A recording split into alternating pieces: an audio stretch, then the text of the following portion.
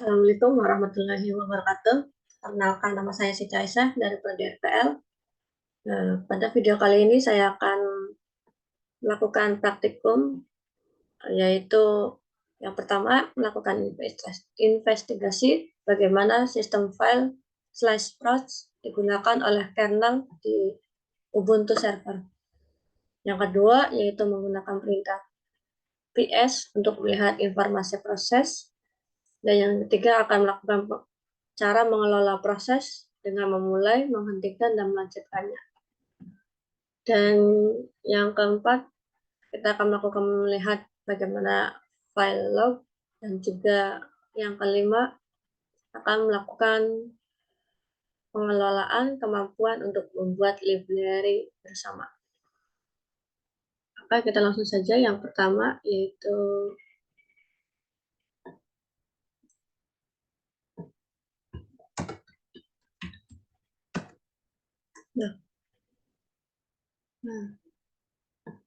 proses pertama yaitu menggunakan /proc yang akan menampilkan perintah yang akan dijalankan, yaitu urutan memulai proses lain sangat bervariasi dari satu sistem ke sistem lainnya. Karena isi file ini tidak mengandung karakter baris baru, dan perintah echo akan dijalankan untuk menyebabkan prompt berpindah ke baris baru.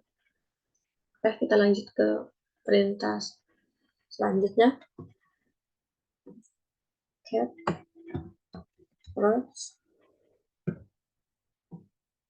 1 cmd.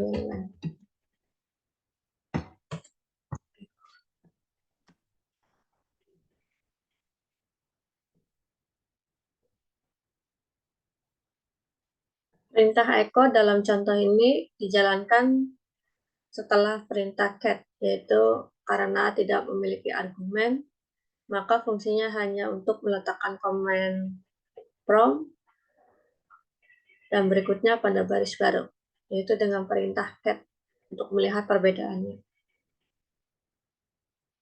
Kita lanjut ke perintah selanjutnya.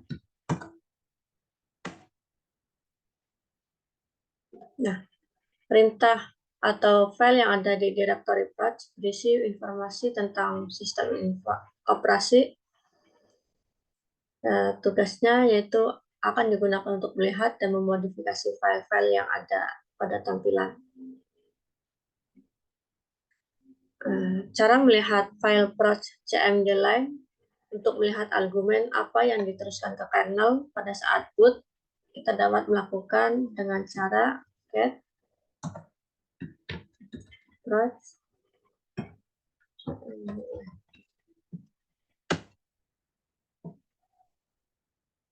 Nah, output ini yaitu berisi semua informasi seperti parameter, baris perintah, instruksi kursus, dan lain-lain yang diteruskan ke kernel saat pertama kali dijalankan. Sekarang kita akan melakukan langkah mengelola proses.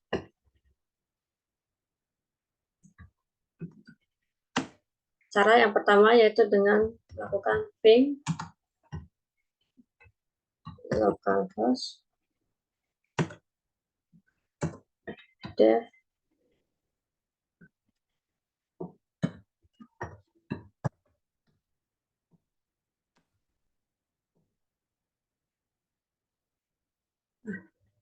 output ping dialihkan ke file dev0 yang umumnya dikenal sebagai bitbucket,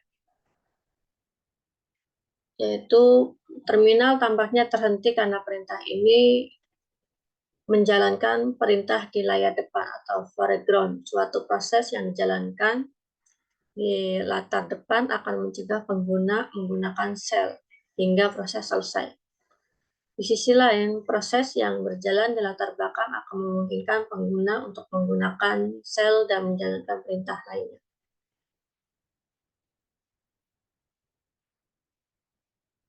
Kita logout saja dengan Ctrl D.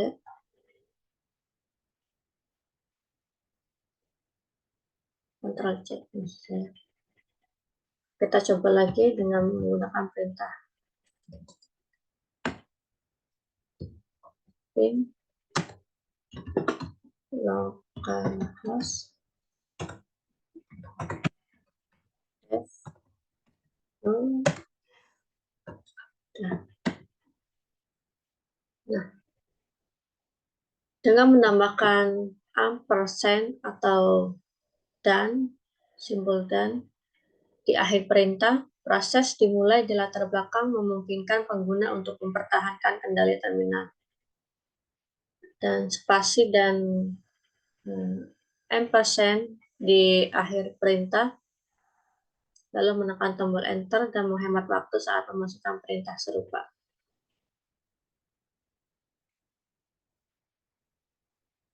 Dan output yang dikeluarkan yaitu ID proses atau PID yang berisi 1561 memiliki nomor tugas yang unik. PID berlaku di seluruh sistem, setiap proses memiliki nomor ID yang unik. Nah, kita lanjut ke langkah selanjutnya yaitu dengan perintah job. Nah, perintah selanjutnya yaitu perintah lain di latar belakang dengan mematikan perintah bin localhost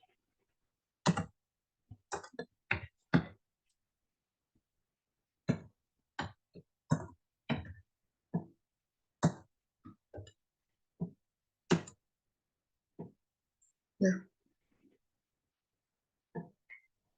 perhatikan yaitu nomor PID atau pekerjaan dan ID proses yang berbeda untuk perintah baru. Lalu kita lanjut ke perintah job.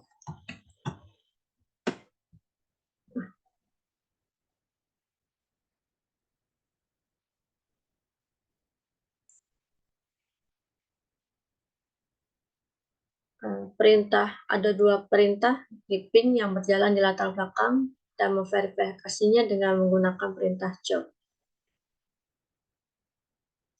Kita lanjut ke perintah selanjutnya.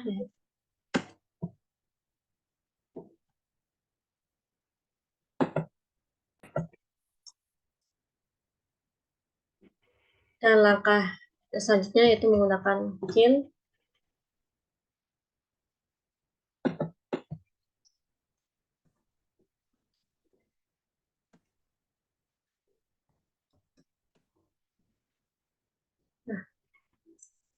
Nah, cara untuk menghentikan semua perintah ping dengan perintah kill all. Setelah menjalankan perintah kill all, lalu tunggu beberapa saat, lalu jalankan perintah job untuk memverifikasinya. Kita coba kill all.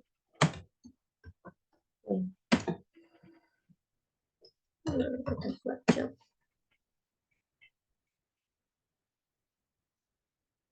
Lalu kita akan melakukan penggunaan top untuk melihat proses.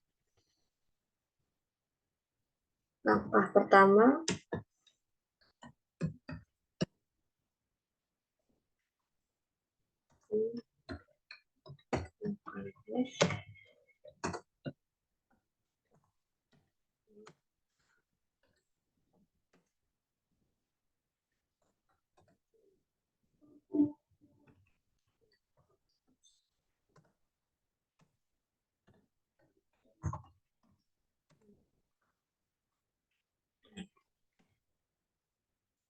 nah, keluaran PID atau ID proses dengan perintah di atas yaitu akan berbeda dengan contoh yang diberikan karena PID pada langkah selanjutnya setiap sistem akan memiliki ID unik yang berbeda-beda. Kita lanjut ke perintah top.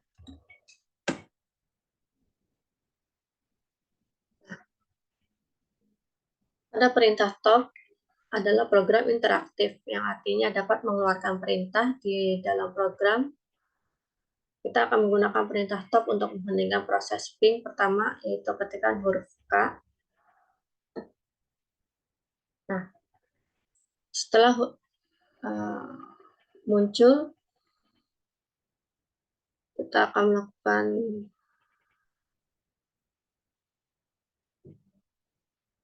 pid to kill.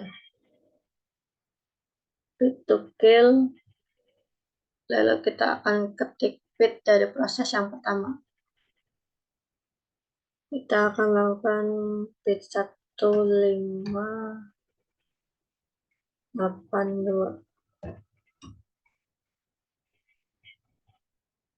Maka lalu tekan enter.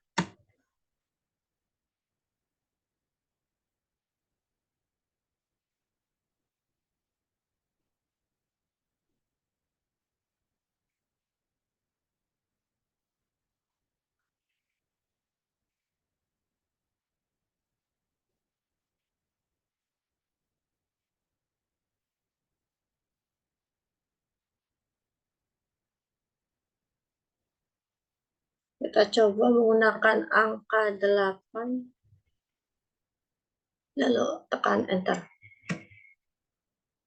Nah,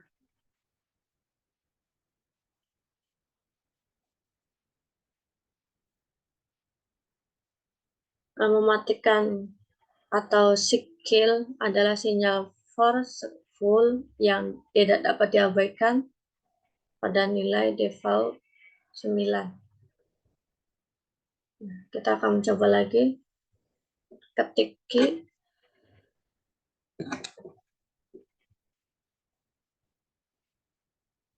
Untuk keluar dari perintah top, lalu kita melakukan ping dan kill.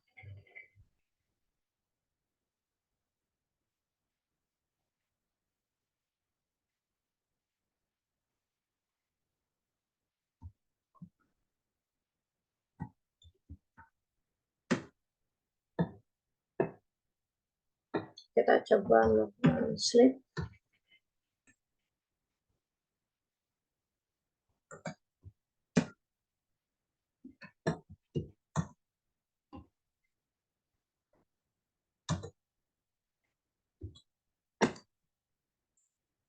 Nah, perintah sleep biasanya digunakan untuk menyedot suatu program shell script untuk jangka waktu tertentu.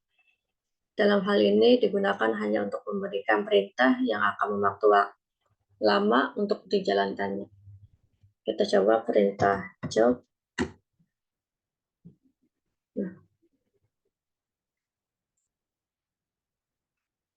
kita coba menggunakan perintah ps, lalu kita memakai kill 1581.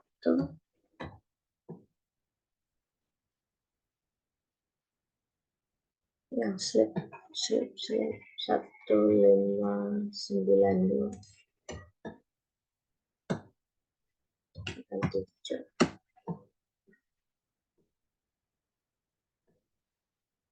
Jika tidak dapat mengingat bit proses pertama, coba ketikkan perintah ps. Kita coba kill kurang dari 15.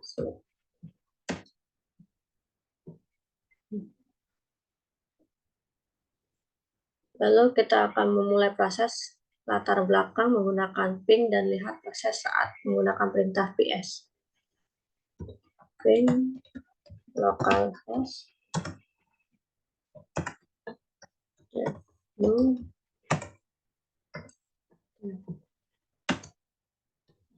s.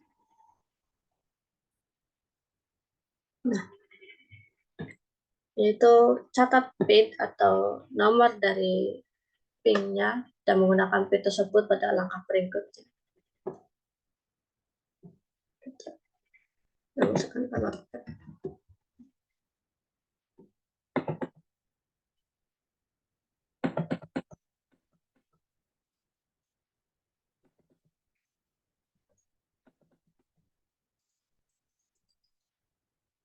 Nyimpan nama ping atau ID proses untuk nanti akan diproses pada langkah selanjutnya.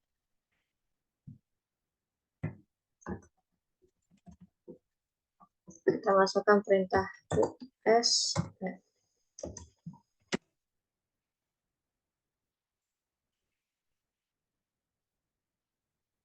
Lalu selanjutnya kita akan melakukan perintah ps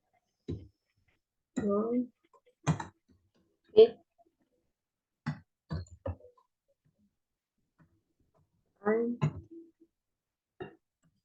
CPU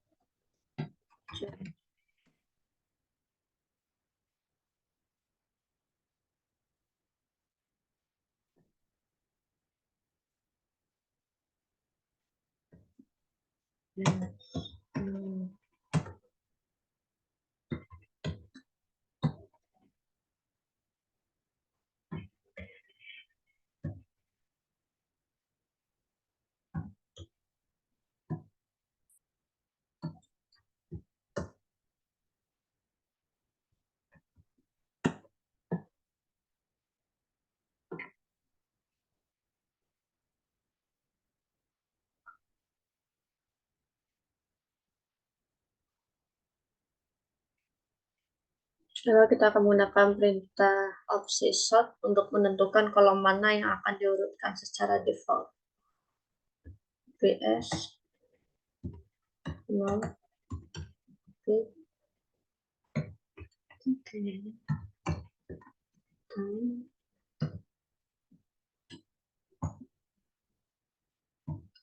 cmd sort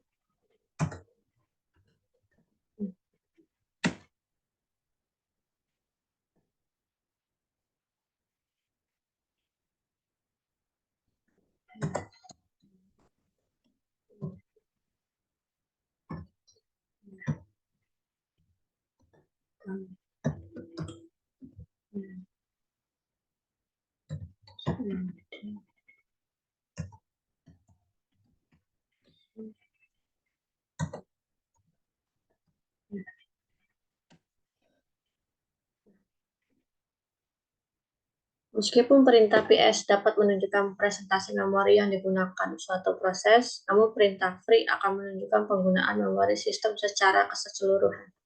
Kita coba perintah free. Lalu kita akan menghentikan perintah ping dengan perintah kill. Kita coba kill.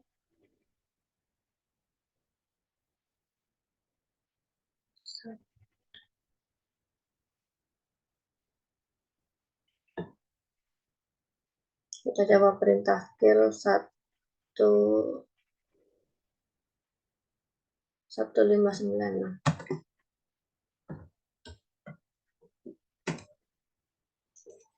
Kita pancet.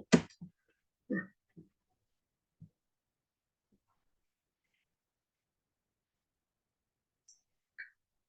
pesan yang dihasilkan oleh kernel pada saat boot disimpan di file var log dmage saja.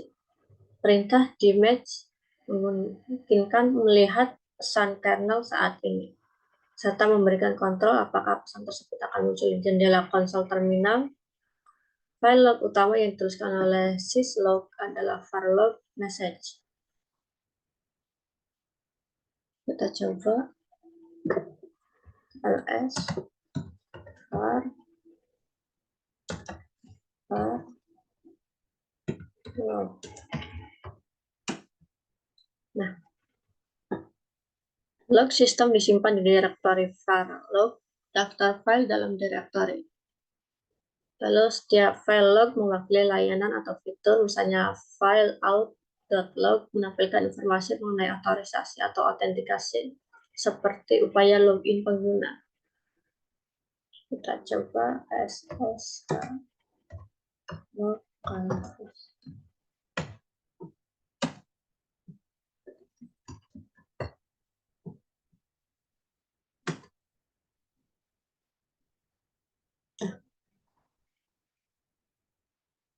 Kita coba tail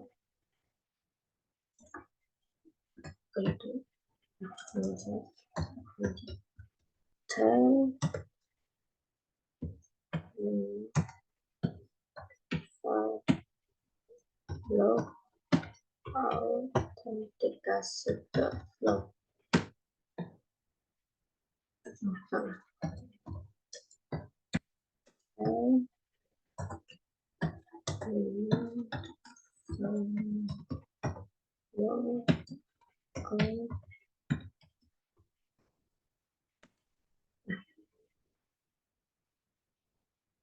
Perintah SSH digunakan untuk menghasilkan data dalam file var log out.log, yaitu apabila upaya login gagal maka akan dicatat di file var log out.log. Oke, mungkin itu saja yang dapat saya berikan pada video kali ini. Semoga bermanfaat. Dan jangan lupa like, share, dan juga subscribe. Terima kasih. Wassalamualaikum warahmatullahi wabarakatuh.